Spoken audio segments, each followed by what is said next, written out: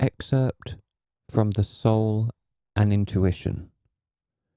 Lecture held on the 5th of October 1999 by Eleazar Harash, translated by Ruah Ezekiel, narrated by Daniel King.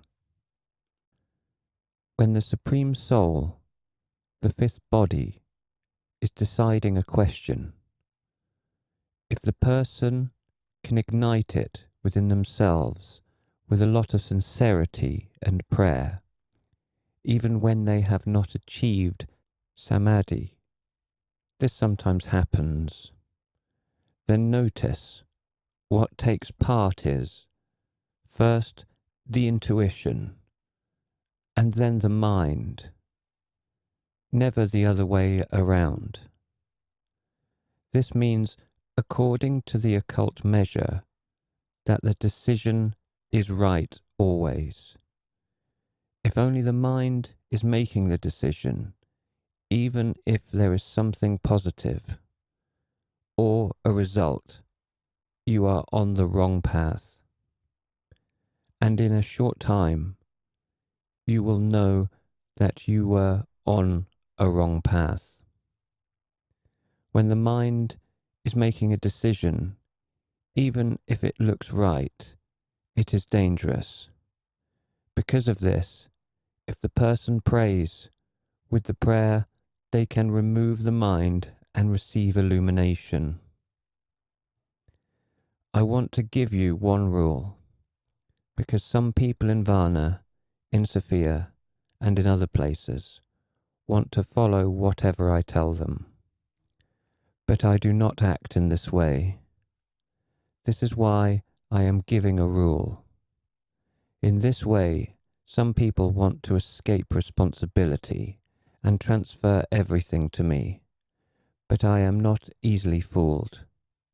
So, when you have a very important matter to solve, you set aside 5 minutes and you lock yourself in a room. A key. This is the most accurate. You lock yourself. There is a symbol, but I will not explain it. You enter into very burning prayers and in silence while wishing for God to give you the most precise answer. And after the burning prayers and the silence, you continue in silence. The answer may not come immediately, but then, says the Master, whatever you decide, that is it. Of course, each one will be given an answer at their level, but this will be the best. So this means intensive thinking, at least 5 minutes, up to 10 minutes, in these limits, and prayer. And whatever you decide, that is it. Love always asks sacred questions and always receives its innermost answer. This means that the true questions derive from the fifth body, i.e. the Supreme Soul. When the questions are being asked by the mind, by the fourth body, then this person can never receive a true answer. They will get some answer, but it is not it. Then new questions will be born, and new answers, and the game has no end. There is even a science of questions. If you know how to ask a question, because the true question is presented to the heavens, to the Master, to God, and all of them see. And if the question is selfless and pure, and this can only come from the Supreme Soul, then you will receive an external or an internal answer, a sacred answer. It is not said that the answer will come immediately, but usually the answer comes quickly, in the worst case until the second day. If the person has a disposition of praying and perception. what does the answer mean from an occult point of view? What does it mean to receive an answer to such a question? i.e., if you have asked a true question, the answer is that you will have an admiration of life. You will marvel. Of course, this is the smallest answer. In time, you will have a deeper one as well. But this is where it starts. The answer, this is the admiration of life. This is a marvel towards life. This is the love towards life. In time, the deeper degree will come, which is called meruhim. It means heavenly inspiration, i.e., an inspiration which comes from the sixth body, already from the human spirit. Excerpt from The Secret of Dolphins, lecture held on the 24th of September 1997. I will remind you that, as a whole, when you are talking to people, you must observe not so much what you are talking about in particular, but that inner dialogue, which happens between the souls. That speech without words. It shows whether you will understand each other, whether you should trust each other, how to approach, how to help. This invisible speech on the inside of the souls is more important than anything that is being said. Sometimes it is nice to reaffirm things with both speech and silence, for both speeches to be in unity. Conversations, lecture held on the 4th of September 2018. For those who are aware, conversations lead towards the depths of the secrecy, towards the depths of life, and towards the mystery. There are people with whom sometimes you speak, and there is something mystical, something magnetic. The exchange is right, and there are the real things. Besides that, there is love between. These are old souls who have a connection from the past. I have explained you can live with one person for 30 years and have no trust. You meet someone for the first time and you trust them immediately for life. This is old trust from past lives. There you can say all kinds of things. There the big sincerity flows. The big sincerity, you cannot start telling it to any person because you will get hurt. And somewhere they will make you out to be nuts. The conversation with the person is an enigma. This is something beyond the boundaries of the world. And these are not simply conversations, but an involvement of God Himself. God has there, He sends the person into a trial. Some conversations you want to avoid, but they are important. To outgrow them. For example, you have a difficult mother, and you do not want to talk to her, or father, you avoid. Tune yourself, as if you are talking to children. Adults are children too. Tune yourself. Go there friendly. Do some formulas, so that God participates in these conversations. Talk calmly, and in this way you will avoid something. You will avoid, in time, other heavy conversations, which will fall upon you. and they may be very harsh, and they may create karma. And these smaller things, they save you from the large evil. So accept them and do not run away, because in time you will stumble upon harsh conversations where a heavy fate is being created. So this is why close people often insult each other. It is difficult for them to stand each other in order to avoid the meeting with other people, where insults and conversations will create a whole other type of karma, and they will create totally different consequences. So, if you have close people who often criticize you and often insult you, think of something to treat them to and change the approach and the conversation, because they have been chosen in order to save you something else which is heavy. These conversations, all with no exception, lead towards the secrecy of freedom.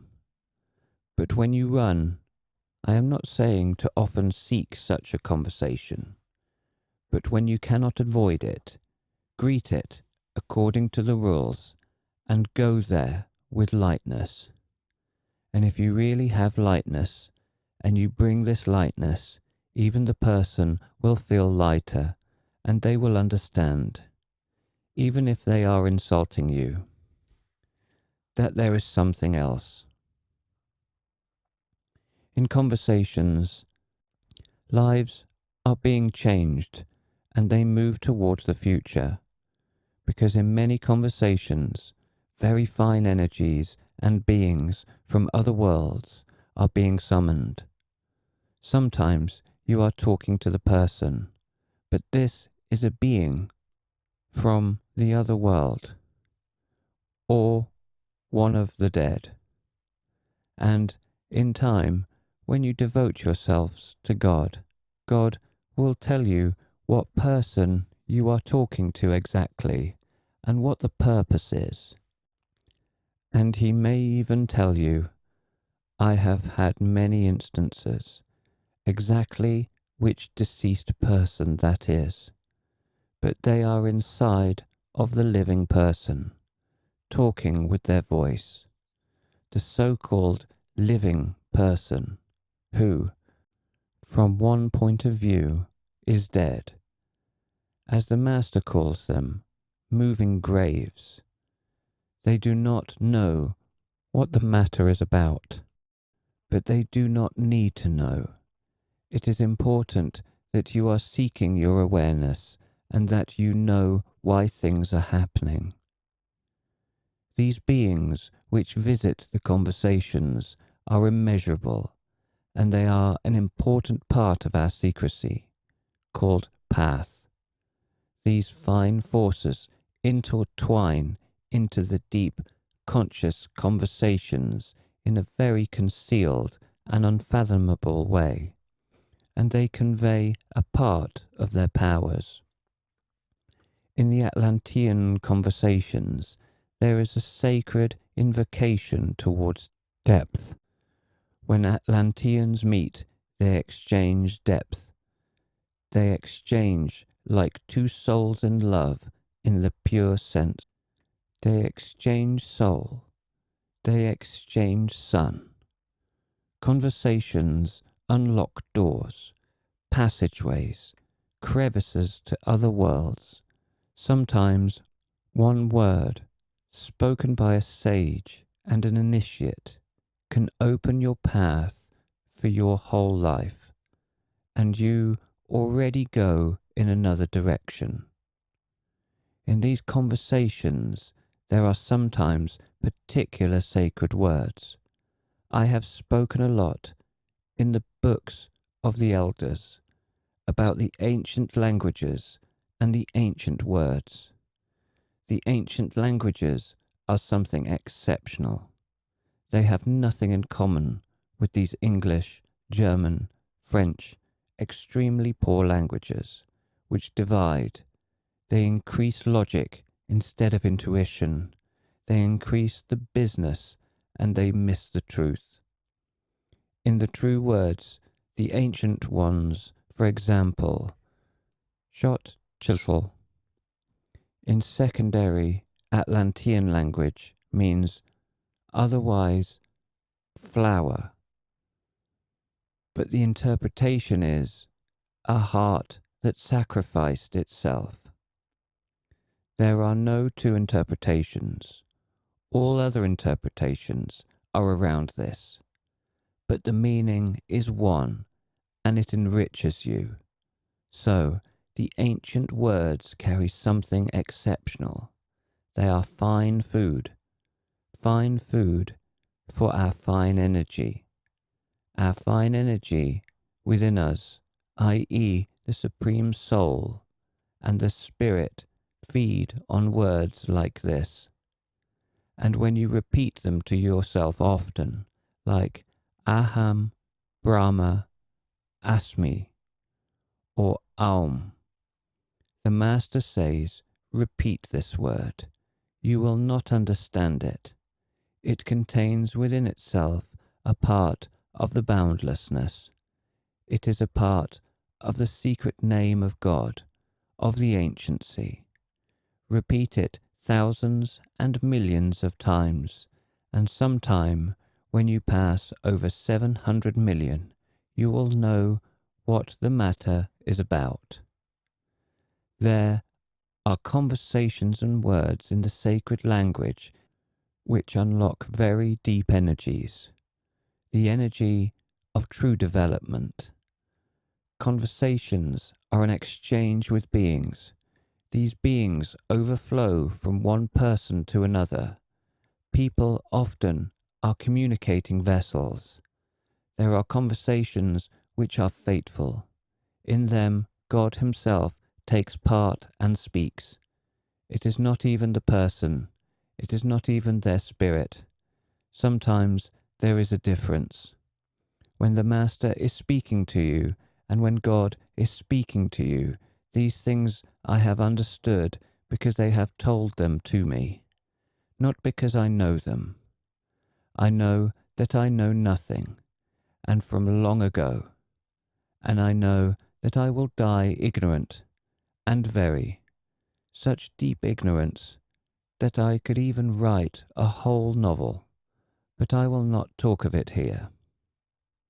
In the true conversations, as I said, supreme beings take part, parts of the depths of Akasha.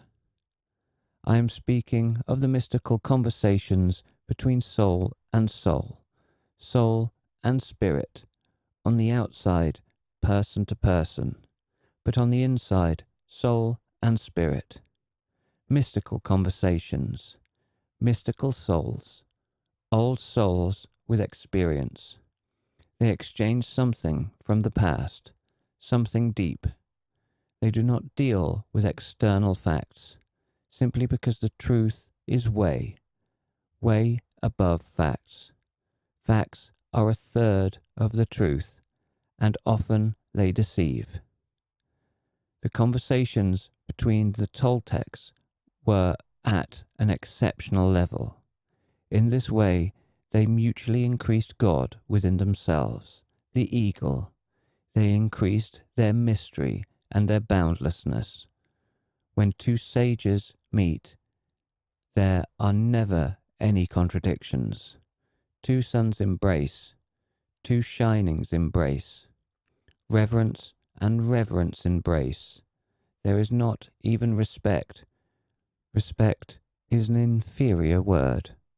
A deep reverence towards the concealed life, towards the concealed God in that person. In the deep, true conversation, there are no illusions. There is no mind. This is a conversation between spirit and spirit, or spirit and soul.